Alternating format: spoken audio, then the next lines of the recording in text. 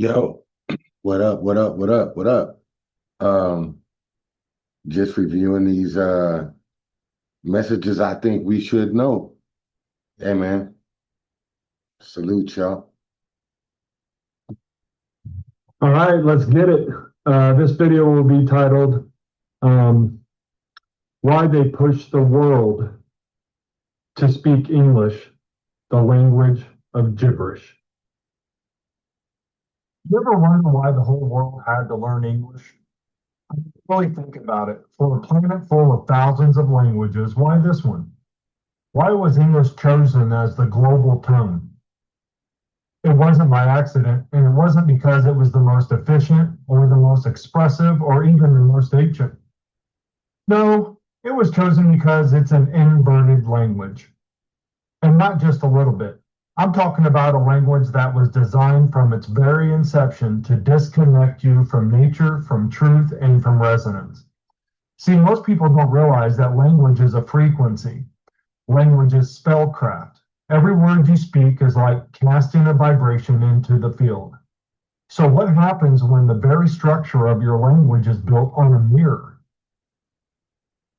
Where things don't mean what they should, and sounds don't flow like they do in nature.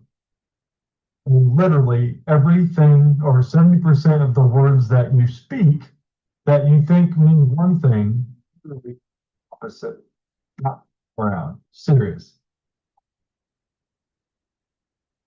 See, most people don't realize that language is frequency. You get a planet of people trying to resonate with a universe that literally can't understand them. Let me explain. Languages like ancient Druidic, Aramaic, Sanskrit, they were living languages. Their letters flowed like water. The sounds they made echoed the movements of natures, the wind, the waves, the rustling of trees. The Druids, for example, would name their trees by the sound their leaves made when the wind touched them. That's how in tune they were. That's the resonant language. That's what it means to be in harmony with creation. Compare that to English. Rigid, boxy, clipped, monosyllabic. It's a Frankenstein of older tongues, Latin, Germanic, French, Hebrew, all jumbled and twisted. But more than that, it's intentionally reversed. Now take the word queen. People think it's royalty. Men all over the world calling themselves queens like it's empowering. But in Old English, queen literally, look it up. It comes from the word sevine, of I'll take the word, most of us think it's the dirtiest word you can say to a woman. But if you trace it back to its ancient African and I can't even talk today, patriarchal roots, it was a sacred word, a title of reverence. It was used to refer to the divine feminine, the sacred portal, the place of life and wisdom. So the bad word actually meant divine woman, and the good word meant prophet. This isn't coincidence. This is intentional inversion. Now, what if I told you maybe 50, 60, or even 70% of the English words are like this, where the common modern meaning is the exact opposite of the original, where the vibration is stripped, reversed, mocked, and deadened.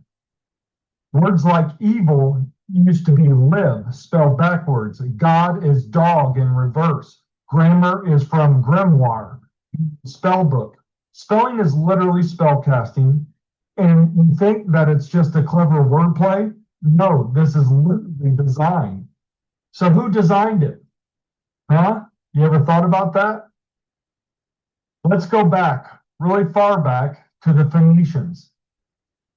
Seafaring merchants, master traders, just arrive in power. They came after a great catastrophe. Some say it was a flood. Others say a solar strike or a pole shift. Whatever it was, the world was shattered. Civilizations were lost. Memory was fragmented. And then, oh, what do you know? The Savior showed up. We see this pattern over and over. After a world-ending event, so back to English. Why is this the global language? Because it's the final form of that inversion. It's the Tower of Babel 2.0. It looks unified, but it's confused. It sounds intelligent, but it's hollow. It's spread around the world because when you speak it, especially if it's the only language you know, your spells don't land. Your prayers are distorted. Your affirmations are getting scrambled in the ether. Literally speaking in reverse intent. Think about that. You're literally speaking in reverse intent. That Hey, y'all, think about that one. Like, for real.